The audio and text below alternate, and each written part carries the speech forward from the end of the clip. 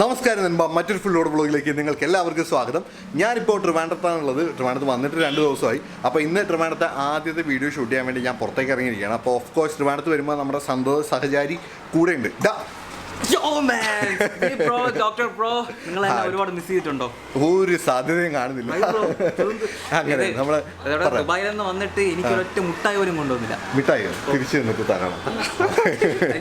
Okay, അപ്പോൾ ഇവരെയും കൊണ്ട് ഞാൻ ഇന്ന് പുറത്തേക്ക് ഇറങ്ങിയിരിക്കുകയാണ്. അപ്പോൾ ഒരുപാട് പേരെ എന്നോട് ചോദിക്കുന്നു നമ്മുടെ ബഗീരയുടെ പണി എന്തായി, ബഗീര എവിടെയാണ് എന്തായെന്നൊക്കെ പറഞ്ഞ് ഒരുപാട് പേര് ചോദിക്കുന്നു. അപ്പോൾ അതുകൊണ്ട് ഇന്ന് ഫസ്റ്റ് ഷൂട്ട് ചെയ്യുന്ന വീഡിയോ തന്നെ ബഗീരയുടെ ഒരു അപ്ഡേറ്റ് ആണ്. ഇത് പണി കഴിഞ്ഞിട്ടുള്ള പണി ഒരു വലിയ പണിയാണ് നടന്നുകൊണ്ടിരിക്കുന്നത്. അപ്പോൾ അതിൻ്റെ ചെറിയൊരു അപ്ഡേറ്റ് ആണ് ഇന്ന് കാണിക്കാൻ പോകുന്നത്. ഒരു പണിയും ചെറുതല്ല. അപ്പോൾ ഇപ്പോൾ നമ്മൾ നിൽക്കുന്നതെന്ന് പറഞ്ഞാൽ ട്രിവാൻഡ്രത്ത് നമ്മുടെ പാച്ച് വർക്കിൻ്റെ വർക്കുകൾ ചെയ്യുന്ന ഒരു ഷോപ്പിലാണ്. അപ്പോൾ പാച്ച് വർക്ക് ചെയ്ത് ബോഡിയിൽ കുറച്ച് ചേഞ്ചസ് ചെയ്യാൻ വരുത്തിയിട്ടുണ്ട്. അപ്പോൾ അത് എന്തൊക്കെയാണ് എന്നുള്ള കാര്യങ്ങളൊക്കെ ഇന്ന് കാണാം.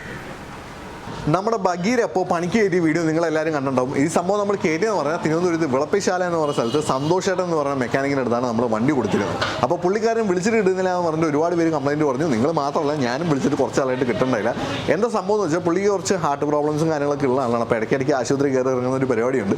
അപ്പോൾ ആ സമയത്താണ് ഫോൺ സ്വിച്ച് ഓഫ് ആവുന്നത്. ഇപ്പോൾ കുറച്ച് നാളായിട്ട് എന്താ പ്രശ്നം എന്ന് വെച്ചാൽ നമ്മളൊരു ബുള്ളറ്റിൻ്റെ തന്നെ സൈലൻസറിൽ തട്ടിയിട്ട് പുള്ളിക്കാരൻ്റെ കാലൊന്ന് പൊള്ളി. അപ്പോൾ പുള്ളിക്ക് ഡയബറ്റീസും കാര്യങ്ങളൊക്കെ ഉള്ളതുകൊണ്ട് സംഭവം ക്യൂർ ആവാൻ ഇത്തിരി സമയം എടുക്കുന്നുണ്ട്. അപ്പോൾ അതുകൊണ്ട് പുള്ളി കുറച്ച് നാളായിട്ട് പിന്നെ ഒളിവിൽ പോയേക്കുമായിരുന്നു. അപ്പോൾ ഇന്നലെ ഞാൻ നേരിട്ട് പോയി തപ്പിയെടുക്കുകയൊക്കെയാണ് ചെയ്തത്. അപ്പോഴാണ് അറിഞ്ഞത്, എന്നോട് നേരത്തെ പറഞ്ഞിരുന്നു, ഇവിടെ നമ്മുടെ കരമന ഭാഗത്തുള്ള മോഹനൻ മേസ്തിരി എന്ന് പറഞ്ഞ ഒരു ആളുടെ വർക്ക്ഷോപ്പിൽ നമ്മൾ പാച്ച് വർക്കിന് വേണ്ടി കയറ്റിയിരിക്കുന്നതിന് വേണ്ടി, അതായത് നമ്മൾ ആക്ച്വലി ആ 1959 മോഡലിലേക്ക്, ആ ഷേപ്പിലേക്ക്, എന്നാൽ കുറച്ചുകൂടെ ഒരു ലുക്കുള്ള ഒരു രീതിയിലേക്ക്, കുറച്ചുകൂടെ സിമെട്രിക് ആയിട്ടുള്ള രീതിയിലേക്ക് നമ്മുടെ വണ്ടിയുടെ ഷേപ്പ് ഒന്ന് മാറ്റാൻ വേണ്ടി നമ്മൾ ട്രിവാൻഡ്രം കരമന PRSൻ്റെ പുറയിലായിട്ട് വരുന്ന ബൺ റോഡ് എന്ന് പറയും ഈ സ്ഥലത്തുള്ള മോഹനൻ മേസ്തിരിയുടെ വർക്ക്ഷോപ്പിലാണ് നമ്മൾ കയറ്റിയിരിക്കുന്നത്. ഇദ്ദേഹം എന്ന് പറഞ്ഞാൽ ഇവിടെ ട്രിവാൻഡ്രത്ത് അത്യാവശ്യം നല്ല ഫേമസ് ആയിട്ടുള്ള എന്താ പറയുക വർക്കറാണ്.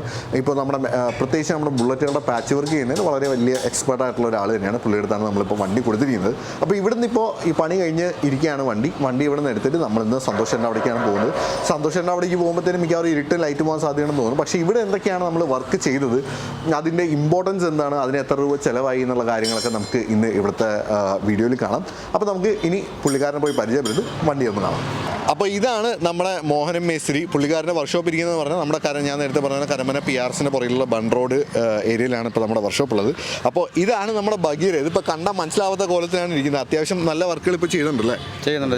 ഇപ്പോൾ എന്തൊക്കെയാണ് ഇതിനകത്ത് ഇപ്പോൾ നമ്മൾ ചെയ്തിട്ടുള്ള ഫ്രണ്ട് മഡ് ഗാർഡ് എന്താ ചെയ്തത് നമ്മൾ? അത് അതിലിരുന്ന മഡ് ഗാർഡിനെ കുറച്ച് മോഡിഫിക്കേഷൻ ചെയ്ത് ഒറിജിനാലിറ്റി ചെയ്തിട്ടുണ്ട്. അന്നത്തെ മോഡലിലേക്ക് വരുന്നത്, പഴയ മോഡലിലേക്ക് നമ്പർ പ്ലേറ്റിന് സംഭവം സ്റ്റേയും മാറ്റിയിട്ടുണ്ട്. ശരി. പിന്നെ എയർ ഫിൽട്ടർ, ബാറ്ററി ബോക്സ് ആ പഴയ മോഡലാണ്. അതെ, അതായത് നമ്മൾ സ്ക്വയർ ബോക്സ് വെച്ചു 2 സൈഡിലും, ടൂൾ ബോക്സ്, പിന്നെ ബാറ്ററി ബോക്സും എയർ ഫിൽട്ടർ നമ്മുടെ ഓവൽ ഷേപ്പിൽ. ഇതാണ് അന്ന് ആക്ച്വലി വന്നിരുന്ന ഒരു മോഡൽ. ഇതായിരുന്നു തോന്നുന്നു അല്ലേ? അന്നത്തെ മോഡലിലേക്ക് വെച്ചു. പിന്നെ ഇവിടെ പുറകിൽ നമ്മൾ എന്താ ചെയ്തത്? പുറകിൽ ബാക്ക് മഡ് ഗാർഡ് പഴയ മോഡൽ. ഇതിപ്പോ 2 പീസാണോ ഇതിനകത്ത്? 2 പീസായിട്ട് വരുന്നത്. സൈഡ് ഒരു ചിറവും കൂടെ വരും. ശരി. പകുതി റൗണ്ട് ആയിട്ട് വരും, ബാക്കി ചിറവ്.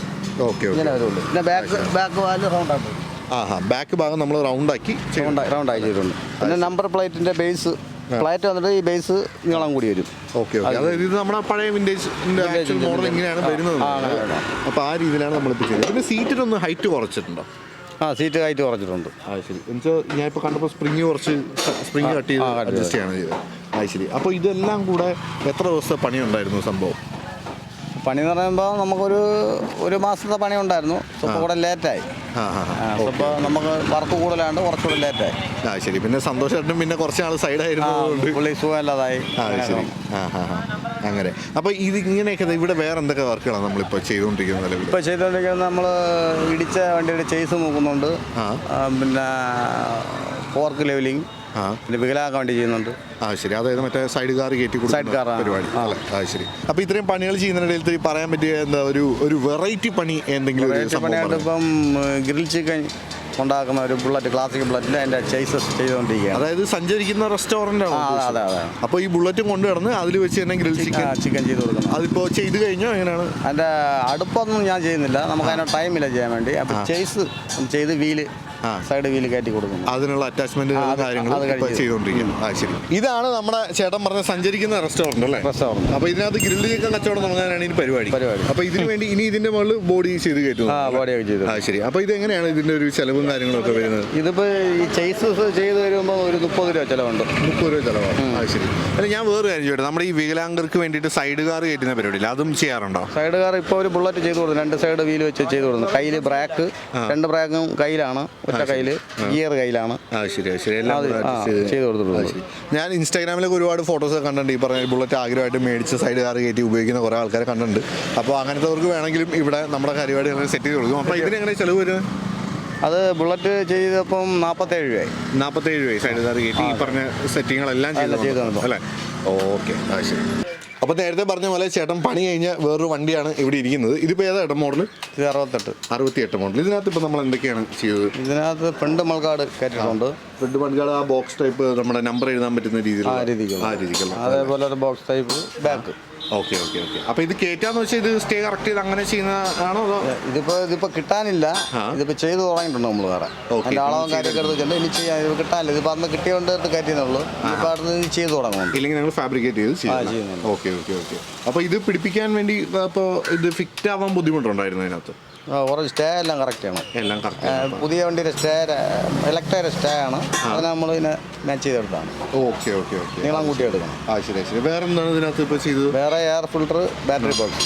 ഈ സംഭവം ഈ ഓവലിൻ്റെ സംഭവം നമ്മൾ സെറ്റ് ചെയ്തെടുക്കണം. ഓക്കെ. അപ്പോൾ ഈ വണ്ടിയുടെ ചെലവ് ഇപ്പോൾ എങ്ങനെ വന്നെന്ന് നമുക്ക് പറയാൻ പറ്റും? എയർ ഫിൽറ്ററും ബാറ്ററി ബോക്സും കൂടെ 6 രൂപ ആയിട്ടുണ്ട്. 6 രൂപ. നമ്മുടെ മഡ്ഗാർഡിൻ്റെ കാര്യമാണെങ്കിൽ മഡ്ഗാർഡ് 2 കിട്ടിയാണ്, നമ്മളെ ഉണ്ടായിരുന്നതാണ്. അത് രണ്ടും കൂടെ അതിൻ്റെ വില കൂട്ടുന്നില്ല. അത് പുറത്ത് വാങ്ങാൻ പോകണമെങ്കിൽ ഒരു 15-16 രൂപ ആകും. സെക്കൻഡ് മൾക്കാട് കിട്ടാതായിട്ടുണ്ട്. അതിപ്പോൾ സെറ്റിങ് ചെയ്ത് വന്നപ്പോൾ ഒരു 10 രൂപയ്ക്കകത്തായി. 10 രൂപയ്ക്കകത്തായി. അതായത് സ്റ്റേയും കാര്യങ്ങളെല്ലാം പരിപാടി 10 രൂപയ്ക്കകത്തായി. ശരി. അപ്പോൾ ഇപ്പോൾ നമ്മുടെ വണ്ടിക്കകത്ത് ഇപ്പോൾ ഇത്രയും പണി ചെയ്തു, ഇതിൻ്റെ ഒരു എമൗണ്ട് നമുക്ക് എങ്ങനെയായിരിക്കും, എത്ര ആയിരിക്കും? ഇപ്പോൾ ഇതിൻ്റെ ഒരു എമൗണ്ട് ചോദിച്ചിട്ടില്ല. അതിൻ്റെ ഒരു 25 രൂപയ്ക്കകത്ത് വരും ഇതെല്ലാം കൂടെ ചെയ്ത് തരുന്നല്ലേ? പിന്നെ നമുക്ക് ഡിസ്കൗണ്ടൊക്കെ തരത്തില്ലേ? എനിക്ക് ഡിസ്കൗണ്ടൊക്കെ ഡിസ്കൗണ്ട് തരുമല്ലോ അല്ലേ? അപ്പോൾ അത് നമുക്ക് എന്തായാലും വീഡിയോ കഴിഞ്ഞിട്ട് ഞാൻ അല്ലാതെ സംസാരിച്ചോളാം. അപ്പോൾ അങ്ങനെയാണ് കാര്യങ്ങൾ. അപ്പോൾ ഞാനിപ്പോൾ എന്തായാലും ഇവിടുന്ന് വണ്ടി എടുത്ത് നമ്മുടെ സന്തോഷേൻ്റെ അവിടെ പോകാൻ സംഭവം ഇപ്പോൾ റെഡിയാണ്. ഓക്കെ. അപ്പോൾ എന്തായാലും നമ്മുടെ ഒരു വണ്ടി ഇപ്പോൾ വരും. ആ വണ്ടി വന്നോണ്ടേ നമ്മൾ ഈ വണ്ടി കയറ്റിയിട്ട് നമ്മൾ ഇവിടുന്ന് പോവാണ്. അപ്പോൾ നമുക്ക് പറ്റുമെങ്കിൽ ഇന്ന് സന്തോഷേൻ്റെ അടുത്ത് പോയിട്ട് സന്തോഷേനെയും കൂടെ കാണാം, എന്താണ് അവസ്ഥ എന്ന് അറിയാൻ ഉള്ള ലൈറ്റിൻ്റെ കാര്യങ്ങൾ. അപ്പോൾ എന്തായാലും ചേട്ടാ പരിചയപ്പെട്ടതിൽ വളരെ സന്തോഷം. ഞാൻ മുന്നേ പരിചയപ്പെട്ടില്ല, കേട്ടിട്ടുണ്ട് ഇദ്ദേഹത്തിൻ്റെ പേര്, പക്ഷേ സന്തോഷേട്ടൻ വഴി ഇവിടെ വന്നിട്ടാണ് പരിചയപ്പെട്ടത്. അപ്പോൾ പാച്ച് വർക്കിന് എന്താ ആവശ്യം ഉണ്ടെങ്കിലും പുള്ളിക്കാരനെ കോൺടാക്ട് ചെയ്യാം. പുള്ളിക്കാരൻ്റെ കോൺടാക്ട് നമ്പർ എന്തായാലും ഞാൻ താഴത്ത് കൊടുത്തിട്ടുണ്ടാവും. അപ്പോൾ എന്താണ് സന്തോഷേട്ടനെ പോലെ ഫോൺ ഓഫ് ചെയ്ത് വയ്ക്കുന്ന പരിപാടി ഇല്ലല്ലോ അല്ലേ? അത്ര അറിഞ്ഞാൽ മതി. അപ്പോൾ എന്തായാലും ഞാൻ നമ്പർ താഴത്ത് കൊടുത്തേക്കാം, ആവശ്യമുള്ളവർ വിളിച്ചാൽ മതി. ഇപ്പോൾ എന്താ പരിപാടി എന്ന് വെച്ചാൽ നമ്മുടെ സീറ്റൊക്കെ ഇവിടെ ഇളക്കി വെച്ചു. അത് മാത്രമല്ല നമ്മുടെ ടാങ്കും കൂടെ ഇവിടെ ഇളക്കി വെക്കുകയാണ്. കാരണം വെച്ചാൽ ഈ ടാങ്കിൻ്റെ ഒരു പൊസിഷൻ കുറച്ചുകൂടെ ഒന്ന് കറക്റ്റ് ചെയ്യാനുണ്ട്. അപ്പോൾ ഈ സംഭവം ഞങ്ങൾ ബാക്കി വണ്ടി അവിടെ കൊണ്ടുകൊടുത്തതിന് ശേഷം പുള്ളിക്കാരൻ അവിടെ എഞ്ചിൻ്റെ ബാക്കി കാര്യങ്ങളൊക്കെ പണി തുടങ്ങും. പാരലലി ഇവിടെ ഇതിൻ്റെ വർക്കുകൾ ഇങ്ങനെ നടന്നുകൊണ്ടിരിക്കും. അങ്ങനെയാണ് നമ്മുടെ പ്ലാൻ. ഇപ്പോൾ എന്തായാലും നമ്മുടെ വണ്ടി വന്നിട്ടുണ്ട്. ഇനി സമയങ്ങളായത് ടാങ്ക് അയച്ചു ഉടനെ നമ്മൾ കയറ്റി സ്ഥലം വിടാം.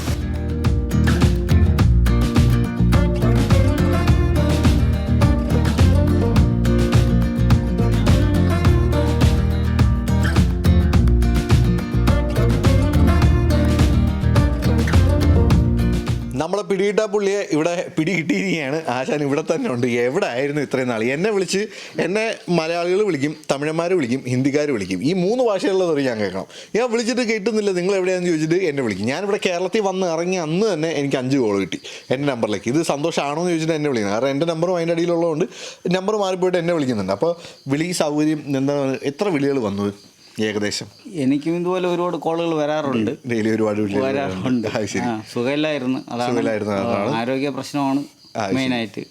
അപ്പോൾ ഞാൻ ജീവനെ വിളിച്ച് അന്വേഷിക്കുന്നുണ്ടായിരുന്നു എന്താ പറ്റുന്നത്. അപ്പോൾ ഈ പറഞ്ഞ കാര്യം പറയുന്നുണ്ട്, തീരെ വയ്യ എന്നുള്ള ഇതൊക്കെ പറയുന്നുണ്ടായിരുന്നു. അപ്പോൾ അതുകൊണ്ട് പിന്നെ എനിക്ക് എന്ന് പറഞ്ഞാൽ എൻ്റെ ഒരു എന്ന് പറഞ്ഞാൽ എനിക്ക് ധൃതിയില്ല. നമ്മളിപ്പോൾ ഇതിൽ ചെയ്യുന്നതെന്ന് പറഞ്ഞാൽ ഒരുപാട് പെർഫെക്ഷൻ ആക്കാനുള്ള വർക്കാണ് അല്ലേ?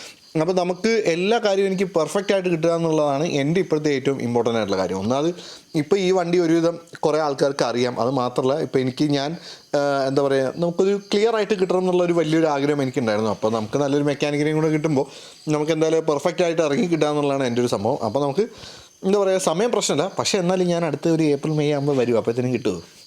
തരാല്ലേ? Very good. ഓക്കെ, അതറിഞ്ഞാൽ മതി. അപ്പോൾ നമ്മൾ ഇപ്പോൾ അവിടെ നിന്ന് പാച്ച് വർക്കിൻ്റെ പരിപാടി കഴിഞ്ഞ് വന്നു. ഇനി എന്താണ് നമ്മൾ ഇതിനകത്ത് ചെയ്യാൻ പോകുന്നത്? ഇനി അടുത്ത എൻജിൻ വർക്ക് എല്ലാം സ്റ്റാർട്ട് ചെയ്യും. പെയിന്റിങ്ങിനും പരിപാടിയും തുടങ്ങും. പ്ലാറ്റിങ് ഈ കാര്യങ്ങൾ ഫുൾ സ്വിങ്ങിൽ അങ്ങ് നടക്കും. പുള്ളിയുടെ കാലൊക്കെ എപ്പോഴും മുറിഞ്ഞിരിക്കുകയൊക്കെയാണ്. അപ്പോൾ പുള്ളി അങ്ങനെ സൈലൻസർ കൊണ്ട് പുള്ളി ആകെ അലമ്പായിരിക്കുകയാണ്.